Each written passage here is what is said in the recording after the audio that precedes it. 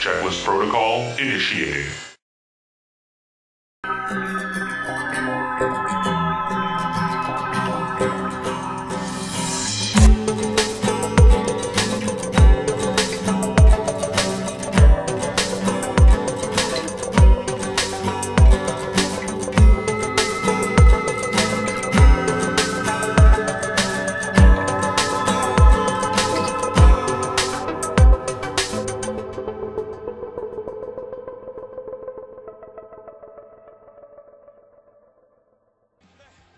Alright, YouTubers, moving on to the SKT1 matchup. This is Canata versus Fantasy. Terran versus Terran, and Canata is already down 1, so he's going to have to win the next 2 games to move on. But Fantasy looking pretty damn good. Both these guys looking pretty damn good.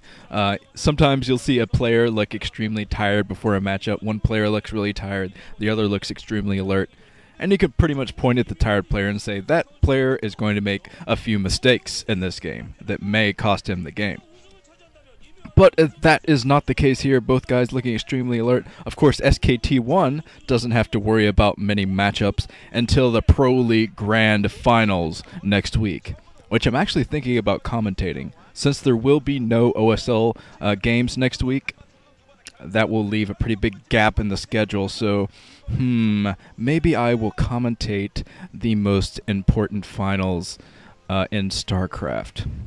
If I'm asked nicely, maybe. 3, 2, 1, 0.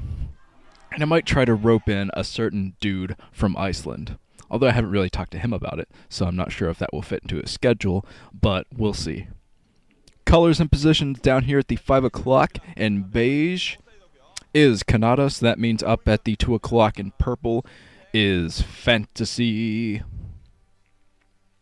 Not a very productive day from me. I just got done eating some fried chicken, so that's something. That is certainly something. I think the only things I've done today are play StarCraft and eat Lucky Charms and fried chicken. So not a very productive day. Maybe tomorrow I'll do a few more errands, make myself feel a little bit less useless. But yeah, I was feeling kind of sad that I wouldn't be able to watch the Pro League semifinals live because they're actually going on right now. As I'm talking, the Pro League semifinals are happening. So it's kind of sad I wouldn't be able to watch that. But then I go over to the Team Liquid YouTube, Navak, and the games are already being uploaded. Zadok is already uploading the games that have happened like 2 hours ago. So that is absolutely awesome. As soon as I get done commentating, I get to watch the Pro League semifinals. And I couldn't be happier. No, not the elf guy. Not Elf Man again. No. Oh, I weep for the future of humanity. But anyways, yes, I'm extremely excited to watch the Pro League semifinals. Even though I didn't get to watch them live, it's pretty much live. 2 hours away is pretty damn insane. Team Liquid has been good to me today. I was going to go with John747 videos, but the quality was honestly pretty crap, and I was kind of not looking forward to that. But then Zadok comes out with the Navak vids, and they look pretty damn slick. So I am using his vids for all of these. And it's working out great. It's pretty rare that I can get pretty good quality videos to put onto my YouTube, because I usually go with John747. That's fast. That's, well, not quality over quantity or anything like that, but it's quickness over quality. But it looks like both these guys are wearing very standard builds. This is a 3-player map, so scouting probably won't be a huge factor here. I think they're both probably going to scout each other immediately here. Canata is going up towards the top base, so he's going to see Fantasy up there, and it looks like he's going out with a single Marine just to block his choke and keep an STV from coming into his main. But the factory is coming out for both players. Since this is a very mirrored build, I have a feeling this is going to be a longer game from both players. When Terrans go for similar builds, it usually ends up a lot of bases and a lot of tanks, a lot of siege, stuff like that. But this map is kind of weird for TVT. You know, I'm not sure if I've actually seen a TVT on this map yet. It's kind of a weird map for it because of all of the minerals blocking everything here. It's kind of difficult to get big siege wars, so I think we're going to see more dropship play, more air battles or something like that. This map is definitely conducive to air battles. But anyways, let's get some predictions from the Nuka Knights while these guys are trying to scout each other and trying to get rid of the scout. Looks like Fantasy does get rid of that scout. Starport coming up for Fantasy, by the way. And he's going out with his initial Vulture. Let's get some predictions here before Fantasy tries to break through these Marines. Sotero...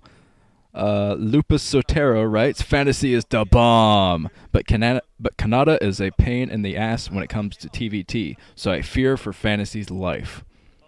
That's true. Parabola writes, the round of 8, round of 4 finals are where Fantasy shines like no other player. He can plan his builds perfectly versus Canata's very stale, boring TVT play. Looks like Fantasy is expanding. Both guys are putting down their command centers. It looks like Canata is going to float his over, while Fantasy is just building straight up here. And he's getting the control tower on that starport, so we're probably going to see a drop play from him already. Fantasy is already known for using a lot of drop strategy on this map. He used it very effectively against Stork. Some nice Vulture drops against Stork, even though Stork played spectacularly in that game. It did not matter because Fantasy just completely outclassed him. There's the barracks meeting in the middle of the map and a bunker coming up for Fantasy, so he's playing it safe there. Researching Cloak, so he's going in with Wraith actually. This is not going to be a dropship from him. He's going to go in with Wraith, Cloaked Wraith. Cloak might actually be done when the first Wraith comes in here, but this is going to be absolutely insane play from him. This is kind of what he did against Canata in their last game. He went for Wraith play, although he went for 2 starports in that last game, so this is a little bit different, a little bit safer to go for this. But yeah, he's coming in with the Wraith, revealing the Wraith coming in here, firing at that barracks, and I think this barracks is eventually going to go down if Canata can't protect it. He is going out with his troop. Canata is going out with his entire troop right here, a couple of tanks and some Marines, probably going to try to protect that barracks. He doesn't want the same thing to happen in this game that happened in the last game, where he lost his barracks and he was unable to build enough factories to compete with Fantasy. Here he is trying to protect this barracks, but I'm not sure if he's going to be able to. He's going to try to float that back into his base, but still it's going to be very close to see if he can repair that in time. And he's going out with a bunch of tanks here, so it looks like Canata is going to try to get the contain here on the natural expansion of Fantasy, and Fantasy picking at the SCVs here that are trying to build the factories, but this game is not a mirror of the last game between these two. It looks like Canata is putting up much more of a fight here.